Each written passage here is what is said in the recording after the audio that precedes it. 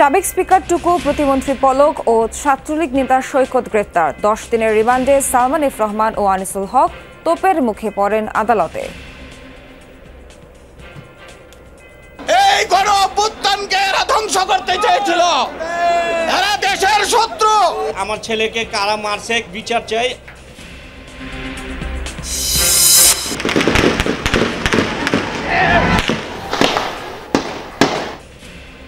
শেখ হাসিনার বিরুদ্ধে গণহত্যার অভিযোগ সহ গুম খুনের আরও 2 মামলা। হত্যাকাণ্ড তদন্তে শিগগিরই বাংলাদেশে আসছে জাতিসংঘ প্রতিনিধি দল।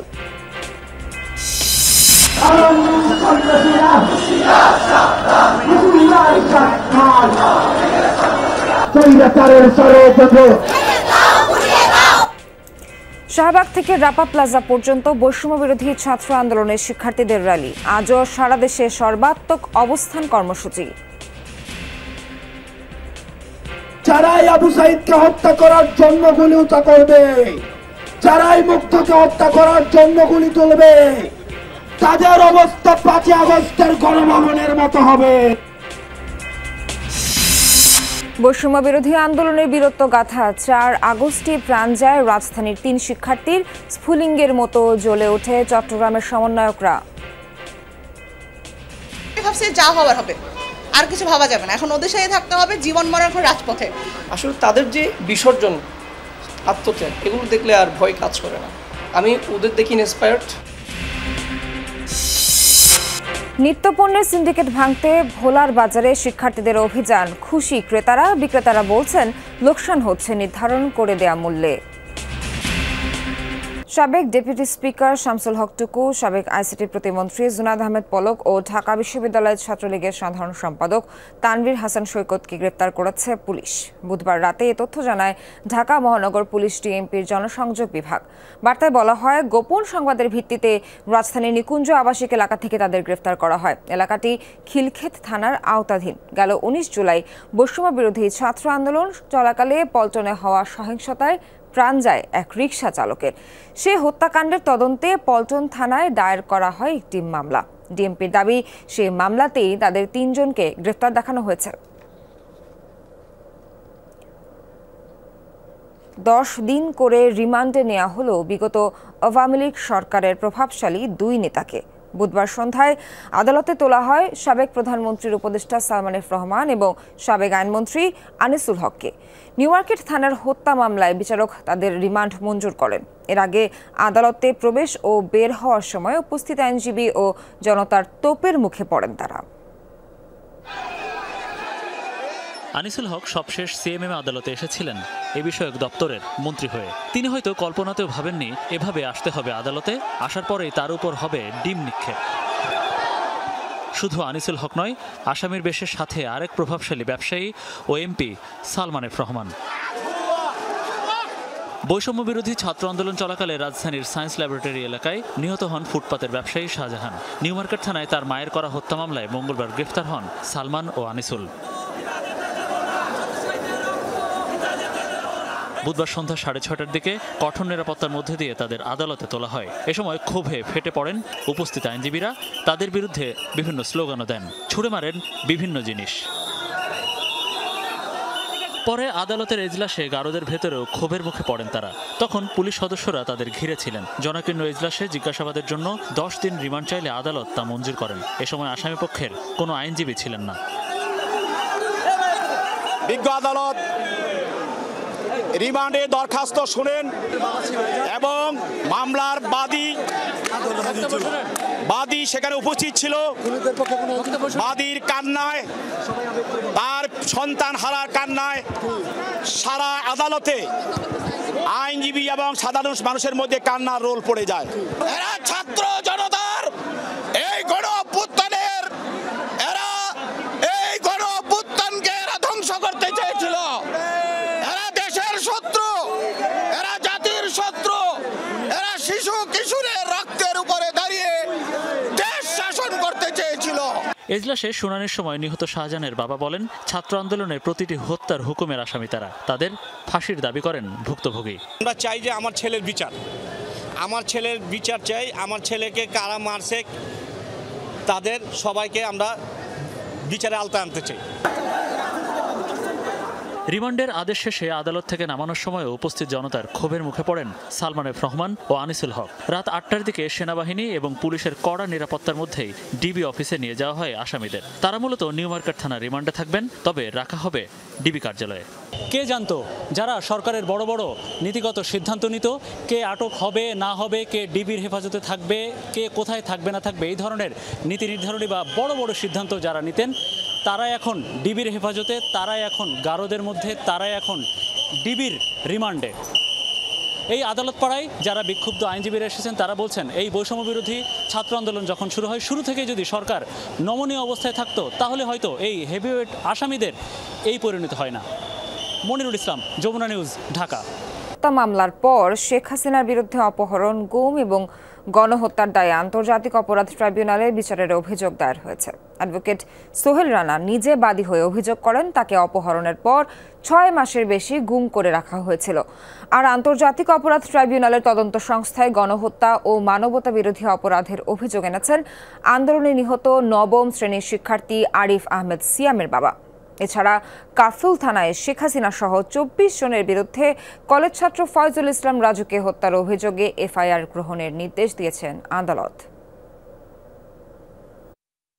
টিকেটিং বক্তব্যের কারণে পুলিশের অসাধু কিছু সদস্য, র্যাবের কিছু সদস্যরা রাস্তায় নির্মমভাবে আমাদের ছোট ছোট বাচ্চাদেরকে গুলি করে হত্যা করেছে। এই আইনের অধীনে তদন্ত সংস্থা ধানমন্ডি যে 11 এতে যে অফিস রয়েছে সেখানে তারা প্রত্যেকে তাদের পরিবারের বিচার চেয়ে তারা এজাহার দায়ের করতে পারে। এর সর্বাত্মক শাস্তি চাই এবং আমি এটা আগামীকালকে আমি হাইকোর্টেও এটা রিড করবো ইনশাল্লাহ। আমি চাই কোনো গভর্নমেন্টের সময় যেন কেউ কখনোই গুমের শিকার না হয়। ছাত্র আন্দোলনে হত্যাকাণ্ড তদন্ত করতে শিগগিরই বাংলাদেশ সফর করবে জাতিসংঘের একটি প্রতিনিধি দল। বুধবার অন্তর্বর্তী সরকারের প্রধান উপদেষ্টা ডক্টর মোহাম্মদ ইউনূসের সাথে ফোনে কথা বলেন জাতিসংঘের মানবাধিকার বিষয়ক সংস্থা UNHCR এর প্রধান ভোলকার তুর্ক। এ সময় এই ইস্যুতে দুজনের মধ্যে আলোচনা হয়। তদন্ত শেষে খুব শিগগিরই প্রকাশ করা হবে প্রতিবেদন। প্রধান উপদেষ্টার দায়িত্ব গ্রহণ করায় মোহাম্মদ ইউনূসকে শুভেচ্ছাও জানান তুর্ক। ছাত্র হত্যাকাণ্ডের ঘটনায় জাতিসংঘের তদন্তের এই সিদ্ধান্তকে সাধুবাদ জানিয়েছেন ডক্টর ইউনূস। ছাত্রদের অধিকার আদায়ের এই আন্দোলনে সমর্থন দেয়ায় জাতিসংঘকে ধন্যবাদ জানান তিনি। বলেন, জনগণের অধিকার রক্ষা এবং যে কোনো বৈষম্যকে প্রতিহত করাই হবে তার প্রশাসনের মূল লক্ষ্য।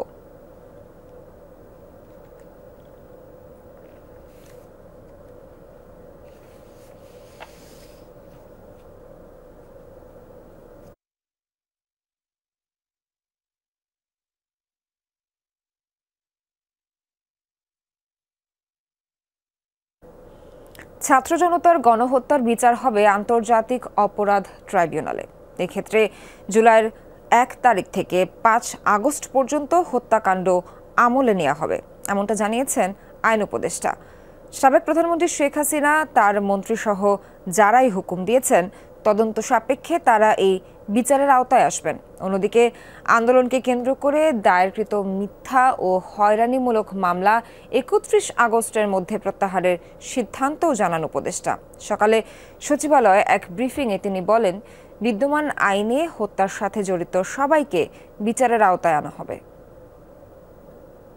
শুধুমাত্র পুলিশ ছাত্রলীগের অপরাধ দেখলে তো হবে না, বিদায়ী সরকারের প্রধানমন্ত্রী সহ অন্যদেরও যদি কমান্ড রেসপন্সিবিলিটি থাকে আমরা সেটা পর্যন্ত খতিয়ে দেব। আন্তর্জাতিক অপরাধ ট্রাইব্যুনালে সকলকে বিচারের আওতায় আনা সম্ভব।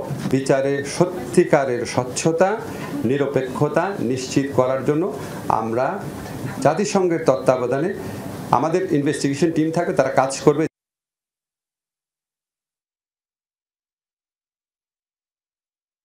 আজ 15 আগস্ট 1975 সালের এই দিনই শেখ মুজিবুর রহমানকে সপরিবারে হত্যা করা হয়। আওয়ামী লীগের শাসনামলে দিনটি জাতীয় শোক দিবস হিসেবে পালন করা হতো। অবশ্য এইবার তেমন কোনো উদ্যোগ চোখে পড়ছে না। এই মুহূর্তে ধানমন্ডি 32 নম্বরে রয়েছেন সহকর্মী ভাস্কর ভাদুরী। সরাসরি যাচ্ছি তার কাছে। ভাস্কর, ধানমন্ডি এলাকার পরিস্থিতি কেমন দেখছেন, কি সেখানকার অবস্থা, সবশেষ তথ্য দিবেন।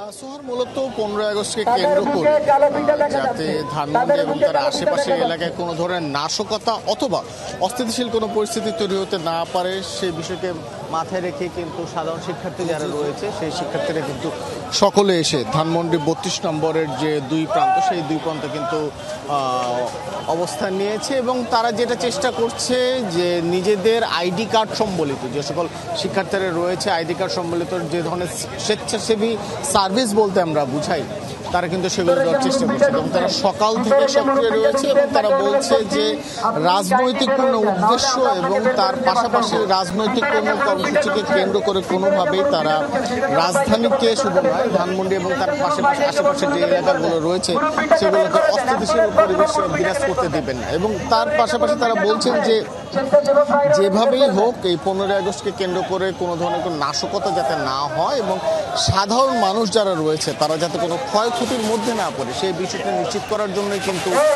শিক্ষার্থীদের এমন অবস্থান এবং যতক্ষণ পর্যন্ত তারা মনে না করবেন যে শান্তি এবং শান্তি শৃঙ্খলা তাদের আয়ত্তে এসেছে এবং তার পাশাপাশি ধানমন্ডি এবং তার আশেপাশের এলাকায় সুশৃঙ্খল পরিস্থিতি বিরাজ না করছেন ততক্ষণ পর্যন্ত কিন্তু তারা তাদের যে অবস্থান কর্মসূচি রয়েছে সেই অবস্থান কর্মসূচি চালিয়ে যাবে। সোহান, ধন্যবাদ আপনাকে। আগামীর বাংলাদেশে যারাই স্বৈরাচারের ভূমিকায় অবতীর্ণ হবে তাদের সবার পরিণতি হবে শেখ হাসিনা এবং আওয়ামী লীগের মতো। রেজিস্ট্যান্ট উইক কর্মসূচির দ্বিতীয় দিনে এই হুঁশিয়ারি দিলেন বৈষম্য বিরোধী ছাত্র আন্দোলনের সমন্বয়করা। বুধবার শহীদ স্মরণে রাজধানীর শাহবাগ থেকে ধানমন্ডির রাপা প্লাজা পর্যন্ত পদযাত্রা করে বৈষম্য বিরোধী ছাত্র আন্দোলন। আজ সারা দেশে সর্বাত্মক অবস্থান কর্মসূচি পালন করবে তারা। বৈষম্য বিরোধী ছাত্র আন্দোলনে সারা দেশ যখন উত্তাল, পুলিশের সাথে সংঘর্ষে রাজপথ রঞ্জিত, 18 জুলাই ধানমন্ডির রাপা প্লাজার সামনে পুলিশের গুলিতে নিহত হন রেসিডেন্সিয়াল মডেল স্কুল অ্যান্ড কলেজের শিক্ষার্থী ফয়াজ আহমেদ। সপ্তাহব্যাপী রেজিস্ট্যান্স উইকের দ্বিতীয় দিনে নিহত ফায়াজ স্মরণে রাজধানীর শাহবাগ থেকে ধানমন্ডির রাপা প্লাজা অভিমুখে বৈষম্য বিরোধী ছাত্র আন্দোলনের এই পদযাত্রা কর্মসূচি। হাতে হাতে জাতীয় পতাকা, মুখে বৈষম্যহীন নতুন বাংলাদেশ গড়ার স্লোগানে এগিয়ে চলে হাজারো শিক্ষার্থীর এই পদযাত্রা। রাত 8টায় রাপা প্লাজার সামনে বৈষম্য বিরোধী ছাত্র আন্দোলনে ফায়াজ সহ পুলিশের গুলিতে নিহতদের স্মরণে 1 মিনিট নীরবতা পালন করেন শিক্ষার্থীরা। এ সময় মোবাইল ফোনের ফ্ল্যাশলাইট জ্বালিয়ে রাখেন সবাই। এর আগে সংক্ষিপ্ত সমাবেশে সাবেক প্রধানমন্ত্রী শেখ হাসিনার বিচার সহ 4 দফা দাবিতে রাজপথে থাকার ঘোষণা দেন বৈষম্য বিরোধী ছাত্র আন্দোলনের সমন্বয়করা। 5 আগস্টের গণভবনের ছবিটি টানিয়ে রাখুন, 5 আগস্টের পার্লামেন্টের ছবিটি টানিয়ে রাখুন। যারা আর বিভাজনের রাজনীতি করবে, যারা আর ফায়াজের বুকে গুলি ধরবে, যারাই আবু সাইদকে হত্যা করার জন্য গুলি উঁচা করবে, যারাই মুগ্ধকে হত্যা করার জন্য গুলি তুলবে, তাদের অবস্থা 5 আগস্টের গণভবনের মতো হবে, তলাবিহীন নৌকার মতো হবে, পয়টাবিহীন নৌকার মতো হবে। বলেন, এখনো বিচার বিভাগ সহ প্রশাসনের ভেতরে ঘাপটি মেরে অনেকেই ষড়যন্ত্রে লিপ্ত, তাদের প্রতিহত করা হবে। আমি ফ্যাসিজমের আমলে সুপ্রিম কোর্টের কাঁধে বন্দুক ঠেকিয়ে যে রায়ের মাধ্যমে 15 আগস্টকে শোক দিবস রাষ্ট্রীয়ভাবে পালন করা হয়, সেই রায়কে ছাত্র জনতা প্রত্যাখ্যান করছে। এর আগে শাহবাগে একতার বাংলাদেশ নামে একটি সংগঠনের উদ্যোগে আয়োজিত সম্প্রীতি সমাবেশে ভারতে থেকে সাবেক প্রধানমন্ত্রী শেখ হাসিনা ষড়যন্ত্র চালিয়ে যাচ্ছে বলে অভিযোগ করেন সমন্বয়করা।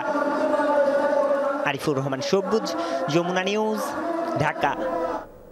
প্রায় 1 মাস বন্ধ থাকার পর সারা দেশে শুরু হতে যাচ্ছে আন্তনগর ট্রেনের চলাচল। রেল কর্তৃপক্ষ জানায় যাত্রী সংকটে কোনো ট্রেন ছেড়ে যায়নি, তবে প্রস্তুত রয়েছে প্রশাসন। রেল ও যাত্রীদের নিরাপত্তে রেল পুলিশের পাশাপাশি সেনাবাহিনীও কাজ করছে। আপাতত পারাবত এক্সপ্রেস, জামালপুর এক্সপ্রেস ও সিরাজগঞ্জ এক্সপ্রেস চলাচল করবে না। প্রধান উপদেষ্টা ডক্টর মোহাম্মদ ইউনূসের নির্দেশনা অনুযায়ী গত 12 আগস্ট থেকে চলছে মালবাহী ট্রেন। 13 আগস্ট থেকে মেইল এক্সপ্রেস, লোকাল ও কমিউটার ট্রেন চলাচল শুরু হয়। কোটা সংস্কার আন্দোলনের মুখে গত 18 জুলাই ট্রেন চলাচল বন্ধ হয়ে যায়। কারফিউ জারির পর 19 জুলাই থেকে ট্রেন চলাচল পুরোপুরি বন্ধ রাখা হয়। এর মধ্যে গত 1 থেকে 3 আগস্ট সীমিত পরিসরে কমিউটার ট্রেন চালু হয়। তবে 4 আগস্ট রাতে অনির্দিষ্টকালের জন্য সব ধরনের ট্রেন চলাচল বন্ধ ঘোষণা করে রেল কর্তৃপক্ষ।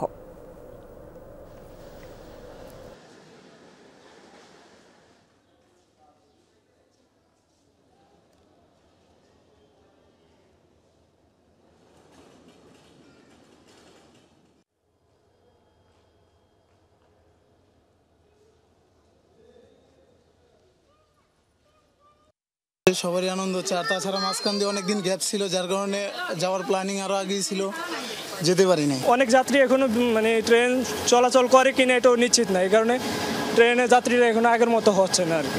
আমরা বাড়ি যাবো, এই যে 2 ঘন্টা আগে এসে বসে আছি। সকালে ট্রেন যাওয়ার কথা শুনছি 7টায়, এখন পর্যন্ত ট্রেনের কোনো পাই দিচ্ছে না, বললো যে না 10টায় 10:30টায় ট্রেন যাবে। একদিন আন্দোলনে নেমেই প্রাণ গেছে 8ম শ্রেণীর ছাত্র মুন্নার। আর বিজয় মিছিলে গিয়ে গুলিবিদ্ধ হয়ে মারা যায় Bangladesh university of business and টেকনোলজির 2 শিক্ষার্থী। ছাত্র সন্তান বা বন্ধু হারিয়ে দিশেহারা শিক্ষক, অভিভাবক আর সহপাঠীরা। আন্দোলনে নিহত আরও 3 জনের খোঁজ নিয়েছেন আখলাকুস সাফা। চারদিক আন্দোলনে উত্তাল, তার উপর চলছে সংঘর্ষ, গোলাগুলি। শিশু মনটা আর ঘরে থাকতে পারেনি। 4 আগস্ট কোচিংয়ের কথা বলে বেরিয়ে পড়ে মনেশ্বর সরকারি প্রাথমিক বিদ্যালয়ের 8ম শ্রেণীর ছাত্র আব্দুল মোতালেব মুন্না। পড়ে গিয়েছিল সংঘর্ষের একেবারে সামনে, বুকটা তার ঝাঁঝরা হয়ে যায় গুলিতে।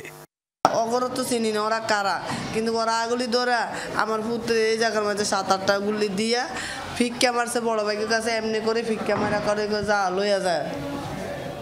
কলচা মানায় স্যার, আমার কলচা মানায় না, আমি নিজে দেখছি। আমি এখন আমার উত্তর রাষ্ট্রমর্যাদাও চাই, হত্যাকারীকে বিচার চাই। ঘন্টার পর ঘন্টা খোঁজ না পেয়ে ততক্ষণে দিশেহারা মা বাবা। একটা ফোন পান মুন্নার স্কুলের সহকারী শিক্ষক রফিক আহমেদ। আমি দেখে ওই মুহূর্তে আসলে আমার ভাষা জ্ঞান হারিয়ে ফেলছি, যে কোমলমতি একজন শিক্ষার্থী এভাবে গুলিবিদ্ধ হয়ে মারা যাবে, এটা ভাবতেও পারিনি। শনাক্তের পরও মরদেহটা পেতে এদিক ওদিক ছুটে বেরিয়েছেন মুন্নার বাবা। 5 আগস্ট সকাল পর্যন্ত লাশটা ছিল শহীদ মিনারের সামনে। ছেলের ডেড বডি ওই কোলে নিয়ে রিস্কে উঠছে, শহীদ মিনার থেকে নাইমা ডাইলে মোটর দিছে। এমত অবস্থায় আবার পুলিশ সরাসরি সামনে থেকে ফায়ার করা শুরু করছে। এরপরে আমরা আর মেডিকেলের দিকে আর যাইনি। ওর কাছে আমার ছেলের ডেড বডি ছিল, আর একটা ছাত্র ছিল ওর সাথে। ওরা দুজনে আমার ছেলের ডেড বডি বাসায় নিয়ে আসছে। মুন্নার স্মরণে তার স্কুলে প্রাণ খুলে দোয়া স্কুলের শিক্ষক, শিক্ষার্থী, সহপাঠী আর অভিভাবকদের। তারা চান মুন্নার শহীদের মর্যাদা। আমি যখন লাশটা দেখেছি তখন গোসল করা অবস্থায় ছিল, তার আমি এখানে লাল দাগ দেখেছি, এখানে দেখেছি, এখানে দেখেছি, মানে 2-3টা গুলি আমি নিজেও দেখেছি। 5 আগস্ট বিজয় মিছিলে গিয়েছিল Bangladesh university of business and টেকনোলজির সিএসসি 2য় বর্ষের ছাত্র তাহমিদ আবদুল্লাহ। মিরপুর থানার সামনে যেতেই একটি গুলি তার ফুসফুস ভেদ করে যায়। আমরা র্যালি করি হচ্ছিল এক গ্রুপ 10 নাম্বার দিয়ে, আরেক গ্রুপ করে 2 নাম্বার দিয়ে। তাহমিদ হচ্ছিল 10 নাম্বার দিয়ে না, যে 2 নাম্বার দিয়ে গিয়েছিল, যেহেতু ওর বাসার কাছে ছিল। যখন ছাত্ররা বিজয় মিছিল নিয়ে যাচ্ছিল তখন পুলিশরা ধাওয়া একটা গুলি ছোড়ে, তো সেটা হচ্ছিল বুকে যেয়ে লাগে। একই বিশ্ববিদ্যালয়ের ট্রিপলি বিভাগের সুজন মাহমুদ। মিছিলে যখন গুলি চলছে সে দৌড়ায়নি। বিজয় মিছিল শেষে ফেরার পথে মিরপুর 2 নম্বরে পেছন থেকে একটি গুলি লাগে তার মাথায়।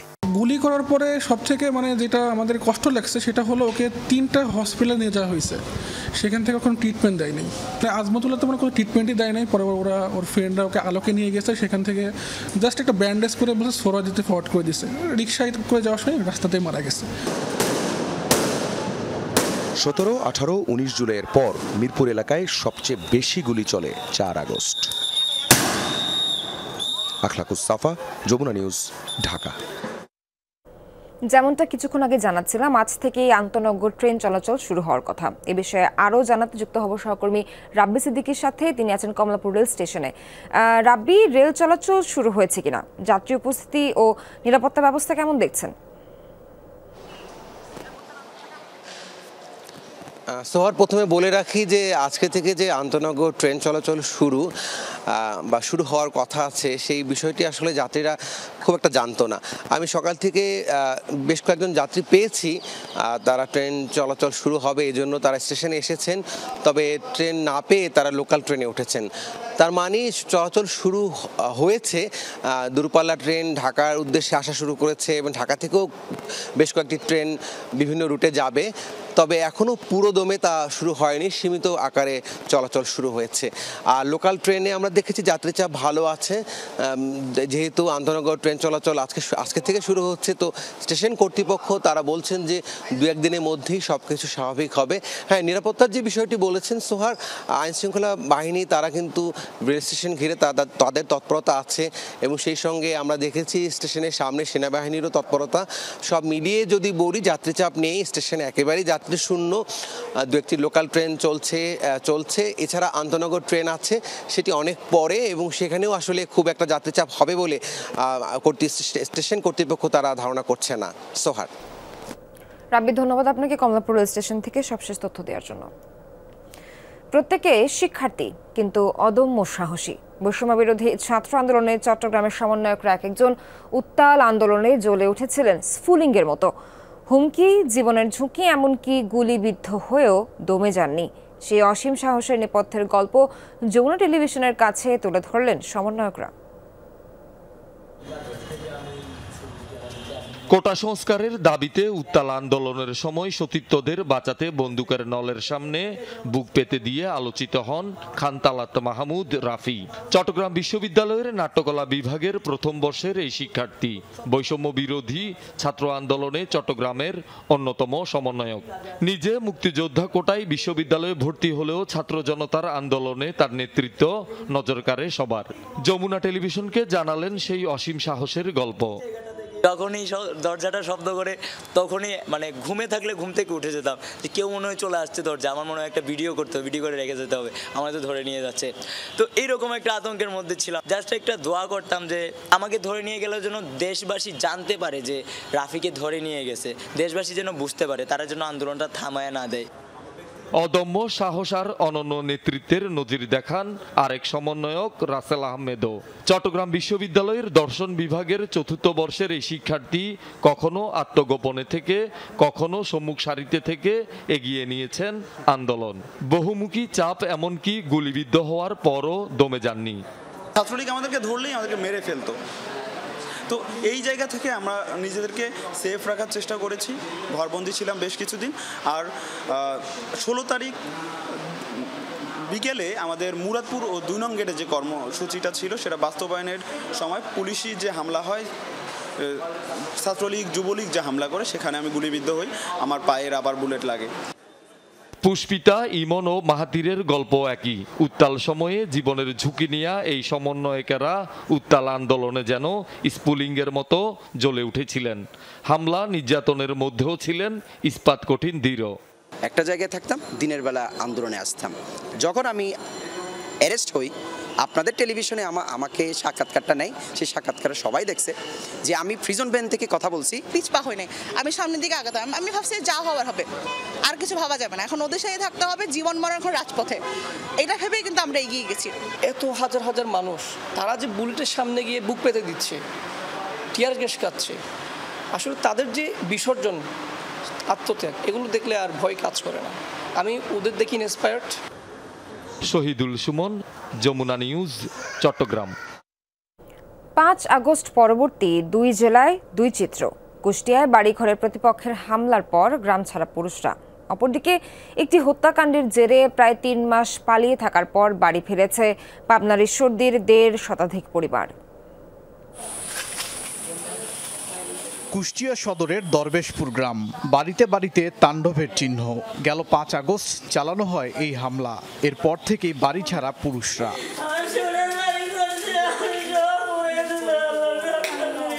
এ অবস্থায় গ্রামের নারীরা আছেন উদ্বেগ আতঙ্কে।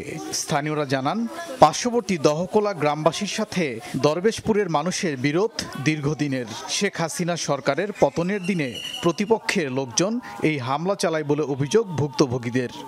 আইনালের ছেলেরা ইউসুফ ইদ্দিস ওরা সব দলফল নিয়ে এসে আমার বাড়ি পোড়াই দিল। ওদের হাতে সবার হাতে বন্দুক ছিল, মানে এই জন্য আমরা যাই আমরা আগায় যাবো সামনে পটা সব শুধু গুলি ছুটাচ্ছে। 5টা গরু, স্বর্ণের চেন, তারপরে আমাদের বাড়িতে যা কিছু ছিল সব নিয়ে গেছে। কোথায় যে আমরা দাঁড়াবো, কার কাছে যে আমরা যাবো, এরা আমাদের থাকতেই দিচ্ছে না বাসায়। শুরু হয়েছে থানা পুলিশের কার্যক্রম। ঘটনা খতিয়ে দেখে ব্যবস্থা নেওয়ার আশ্বাস ওসির।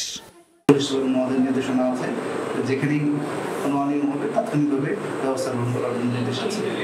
পাবনার ঈশ্বরদীর চর গড়গড়ি পশ্চিমপাড়া এলাকা, কুষ্টিয়ার বিপরীত চিত্র। 3.5 মাস পর বাড়ি ফিরেছে 1.5 শতাধিক পরিবার, তবে বাড়িঘর পরিণত হয়ে আছে ধ্বংসস্তূপে। যুবলীগ নেতা খায়রুল হত্যাকাণ্ডের জেরে তাণ্ডব চালানো হয় এসব বাড়িতে। আতঙ্কে বাড়ি ছাড়েন এলাকাবাসী। গেল 5 আগস্টের পর থেকে নিজেদের বাড়িতে ফিরতে শুরু করেন তারা।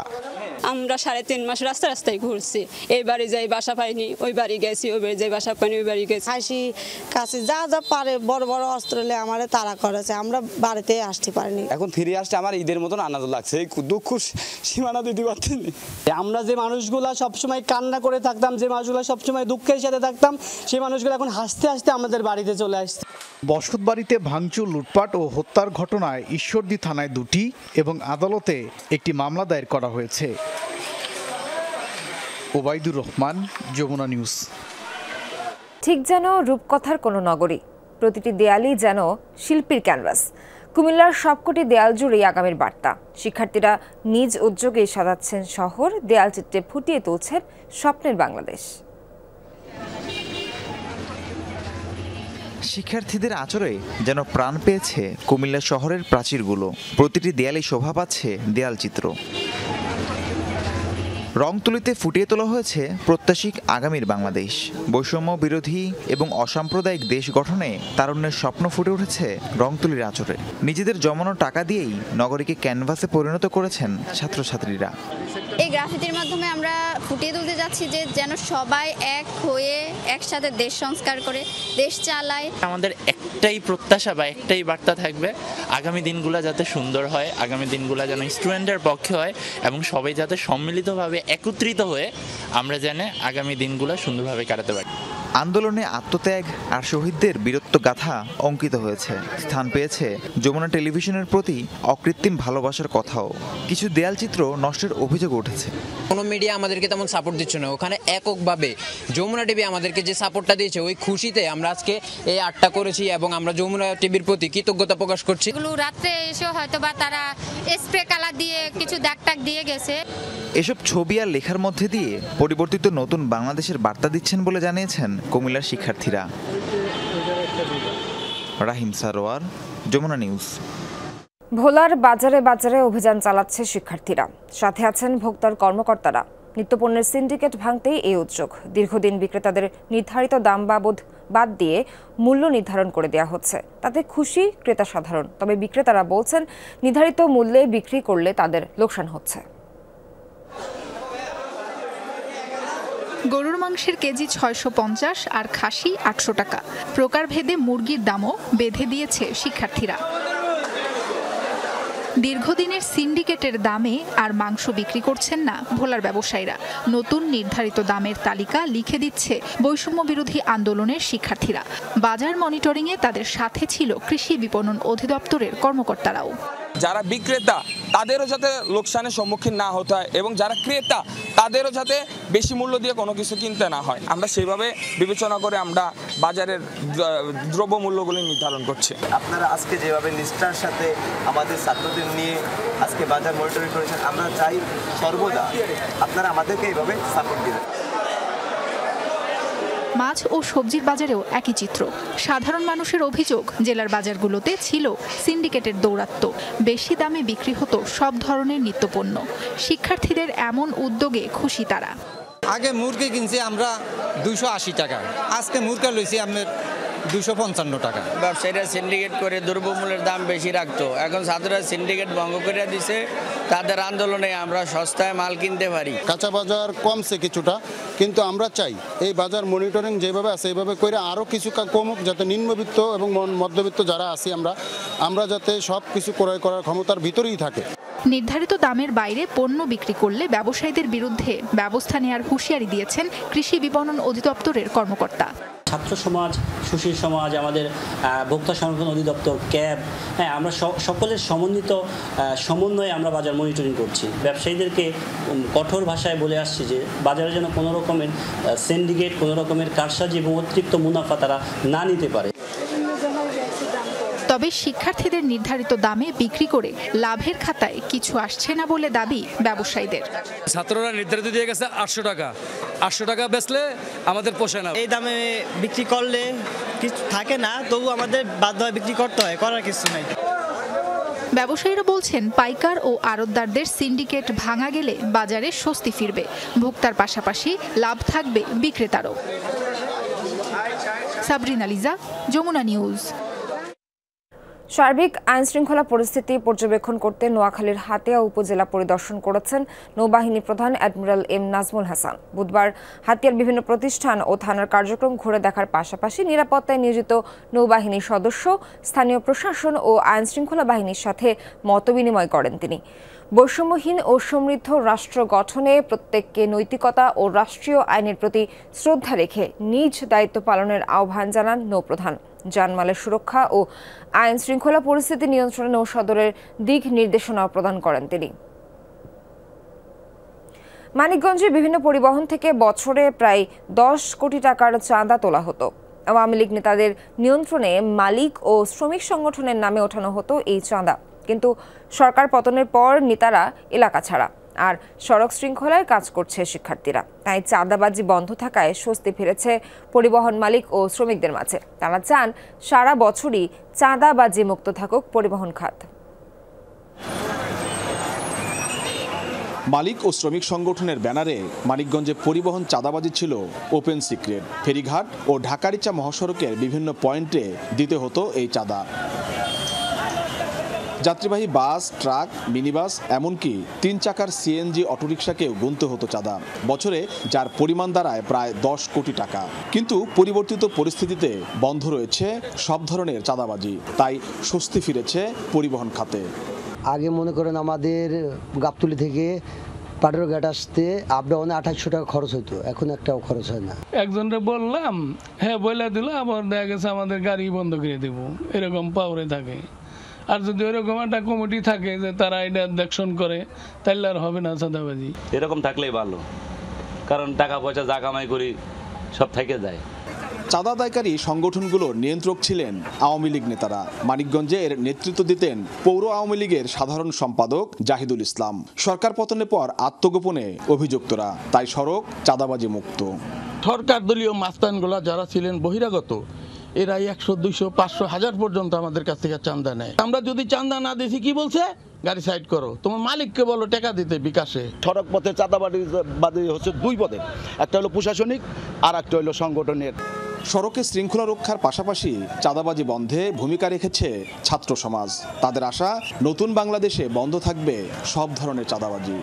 বর্তমান যে অন্তর্বর্তীকালীন সরকার আছে তারা যেন এমন একটা উদ্যোগ গ্রহণ করে যেটা যেন ভবিষ্যতে যে সরকার আসবে সেই সরকারটাও যেন এই উদ্যোগ অনুযায়ী কাজটা চলমান রাখে। প্রত্যাশা হলো সে যেন এরকমভাবে চাঁদাবাজি মুক্ত একটা বাংলাদেশ যেন আগামীতেও রাখতে পারে। বাস, ট্রাক ও সিএনজি অটোরিকশা সহ জেলায় প্রতিদিন প্রায় 5000 যানবাহন চলাচল করে। ছাত্র জনতার আন্দোলনের মুখে সরকার পতনের পর স্বস্তি ফিরেছে পরিবহন খাতে। তবে পরিস্থিতি পুরোপুরি স্বাভাবিক হওয়ার পর সড়ক আবারও পুরনো চেহারায় ফিরবে কিনা তা নিয়ে শঙ্কা রয়েছে পরিবহন মালিক ও শ্রমিকদের মাঝে। তারা চান বর্তমান সময়ের মতো সারা বছরই চাঁদাবাজি মুক্ত থাকুক সড়ক, আর এর জন্য কার্যকর উদ্যোগ নিতে হবে সরকারকেই। BM Khorshed, Jamuna news, Manikganj. শেখ হাসিনা পদত্যাগ করে দেশ ছাড়ার পর গা ঢাকা দিয়েছেন তৃণমূল নেতারা। এসব নেতারা যেসব ইউনিয়নের চেয়ারম্যান ও মেম্বার পদে আছেন সেখানে ব্যাহত হচ্ছে পরিষদের কার্যক্রম। পঞ্চগড়ে সেবা না পেয়ে হয়রানি আর দুর্ভোগের শিকার নাগরিকরা। জেলার 43টি ইউপি ভবনের কোনোটি ভাঙচুর বা হামলার শিকার হয়নি, অথচ সেবা বঞ্চিত প্রায় 8 লাখ মানুষ। সর্বোত্তরের জেলা পঞ্চগড়ে মোট ইউনিয়ন পরিষদ 43টি, এর মধ্যে 29টিতে গত 5 আগস্ট থেকে চেয়ারম্যান ও বেশিরভাগ ইউপি মেম্বার লাপাত্তা। স্থানীয়রা বলছেন আওয়ামী লীগ নেতারাই পরিষদগুলোর শীর্ষ পদে আসেন। শেখ হাসিনা ক্ষমতাচ্যুত হওয়ার পর থেকে জেলার ৫ উপজেলায় এসব পরিষদে জনপ্রতিনিধিরা গড়হাজির। স্থানীয় সংসদ সদস্য আর উপজেলা চেয়ারম্যানদের সাথে তারাও গা ঢাকা দিয়েছেন। ১ নং অমরকানা ইউনিয়নের চেয়ারম্যান, আওয়ামী লীগের চেয়ারম্যান মানে নুরজামান নুরু, আজকে কদিন থেকে মনে করেন পরিষদে আসে না। এখানকার যে চেয়ারম্যান উনি আওয়ামী লীগপন্থী, আর কিছু কিছু মেম্বারও আছে আওয়ামী লীগপন্থী, যার কারণে ওরা জানি না কোনো প্রকার দুর্নীতি করছে কিনা। ওরা ইউনিয়ন পরিষদে আসতেছে না, কেন আসতেছে না, কি জন্য আসতেছে না আমরা বুঝি না। ওনার তো ঘরে বসে থাকার জন্য জনগণ ভোট দেয়নি। চেয়ারম্যানকে আমরা ফোন করছি যে আপনি আসেন এখানটায়, আপনার কোনো সমস্যা হবে না, আপনি আসেন। চেয়ারম্যানের কোনো হদিস নেই এই পর্যন্ত। স্থানীয় সরকার ব্যবস্থার প্রান্তিক কাঠামোয় জনপ্রতিনিধি না থাকায় স্থবিরতা দেখা দিয়েছে কার্যক্রমে। ট্রেড লাইসেন্স, বিভিন্ন ধরনের কার্ড ও সনদ, প্রত্যয়নপত্র, সামাজিক বেষ্টনীর সহায়তা সহ বেশিরভাগ সেবা বঞ্চিত প্রত্যাশীরা। একজন কাজ সই লাগবে, একজন কাজ সিগনেচার লাগবে, বা সাধারণ পাবলিকের একটা সমস্যা থাকবে, সমস্যাটা আসে করবে, আমরা ওদেরকে খুঁজে পাচ্ছি না। আমরা চাই ওনার দায়িত্ব পালন করবে। আমি আজকে সাধারণ নাগরিক, আমি দুর্ভোগে আছি, আমি হয়রানিতে আছি, আমি কোনো সেবা পাচ্ছি না ইউনিয়ন পরিষদে আসে। আমি আওয়ামী লীগের রাজনীতিতে পদ পদবিতে ছিলেন না, কিন্তু সমর্থন করেন এমন জনপ্রতিনিধির সংখ্যাটাও বেশ বড়। অন্তর্বর্তী সরকার শপথ নেয়ার পর থেকে তারা পরিষদে আসতে শুরু করেছেন। 5 তারিখের পরে 2-3 দিন খুব খারাপ অবস্থায় ছিলাম, যে আমরা চিন্তা করছি যে বাড়ি থেকে বের হতে পারবো কিনা। যেহেতু আওয়ামী লীগ সমর্থন করতাম ওই সময়, এই জন্য আমরা নিজেকে শঙ্কিত মনে করতাম যে মানুষের সেবা দিতে যা যদি আমরা বিপদে না পড়তে কি না। তবে এখন পরিবেশ আল্লাহর রহমত স্বাভাবিক মনে হচ্ছে, যে আমরা কিন্তু এখন পরিষদেও আসতেছি, যে এখন আমার মনে হয় না যে কোনো সমস্যা আছে। আমার অফিস করতে হবে, আমি জনগণের প্রতিনিধি, জনগণের দায়িত্ব নিয়েছি, আমাকে অফিসে আসতে হবে, সেই জন্য আমি অফিসে আসছি। অন্য কেউ আসেনি, সেটাও তাদের ব্যক্তিগত বিষয়। জেলা প্রশাসক বলছেন তাকে অবহিত করা ছাড়াই কর্মস্থলে অনুপস্থিত জনপ্রতিনিধিরা। মানে কাজ করতে পারতেছে না, এটা মানে আমাকে এখন পর্যন্ত কেউ অবহিত করেনি। অবহিত করলে আমরা ব্যবস্থা নিব। আমাদের সেনাবাহিনী আছে, সেনাবাহিনীর সঙ্গে কথা বলা হয়েছে। গণ অভ্যুত্থানের সময় জেলার কোনো ইউনিয়ন পরিষদেই ভাঙচুর হয়নি। ইউনিয়ন পরিষদের বিভিন্ন সেবার উপর নির্ভরশীল প্রায় 8 লাখ মানুষ। আমিন বাবু, যমুনা নিউজ। খুলনায় বৈষম্য বিরোধী আন্দোলনের নিহতদের স্মরণে প্রদীপ প্রজ্বলন করা হয়েছে। বুধবার সন্ধ্যায় নগরীর শহীদ হাদিস পার্কে শহীদ মিনারের পাদদেশে কর্মসূচি পালিত হয়। আয়োজনে ছিল নগরীর বিভিন্ন শিক্ষা প্রতিষ্ঠানের শিক্ষার্থীরা। তারা বলেন, বৈষম্য দূর করতে যারা যারা প্রাণ দিয়েছেন তাদের হত্যাকারীদের দ্রুত আইনের আওতায় আনতে হবে। পাশাপাশি দেশ বিনির্মাণে সবাইকে এগিয়ে আসার আহ্বানও জানান শিক্ষার্থীরা।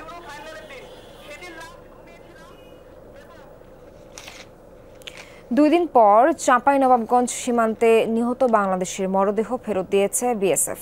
বুধবার সন্ধ্যায় শিবগঞ্জের জোহারটেক সীমান্ত দিয়ে যুবক আবদুল্লাহর মরদেহ বিজিবির কাছে হস্তান্তর করে বিএসএফ। 53 বিজিবি ব্যাটালিয়নের অধিনায়ক কর্নেল মনিরুজ্জামান জানান, দুই দেশের সীমান্তরক্ষী বাহিনী এ বিষয়ে পতাকা বৈঠক করে। পরে মরদেহ হস্তান্তর করে বিএসএফ। এ সময় উপস্থিত ছিলেন দুই দেশের পুলিশ ও স্থানীয় জনপ্রতিনিধিরাও। গেল রোববার সীমান্ত পার হয়ে ভারতে প্রবেশ করলে বিএসএফের গুলিতে নিহত হয় যুবক আবদুল্লাহ।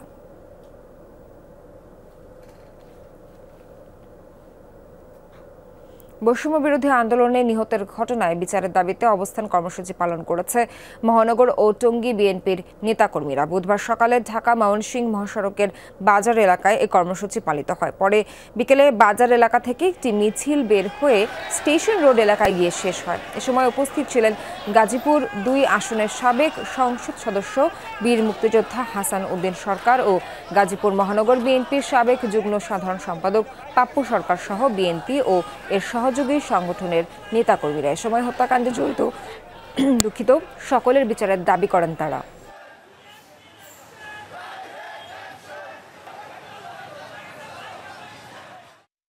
শিক্ষার্থীদের অভিযোগের ভিত্তিতে চট্টগ্রামে একটি মদের আস্তানায় অভিযান চালিয়েছে সেনাবাহিনী। আটক করা হয় 3 মদ ব্যবসায়ীকে। বুধবার বিকেলে চান্দগাঁও ও কালুরঘাট মৌলভীবাজার এলাকার একটি বস্তিতে অভিযান চালায় সেনাবাহিনী। এ সময় কয়েকশো লিটার দেশীয় চোলাই মদ, কিরিচ ও রামদা সহ দেশীয় অস্ত্র উদ্ধার করা হয়। শিক্ষার্থীরা যারা মদ কারখানার সন্ধান পেয়ে স্থানীয়রা শিক্ষার্থীদের খবর দেয়। পরে শিক্ষার্থীরা সেনাবাহিনীকে বিষয়টি সম্পর্কে অবহিত করে। আটককৃতদের এরই মধ্যে চান্দগাঁও থানায় হস্তান্তর করা হয়েছে।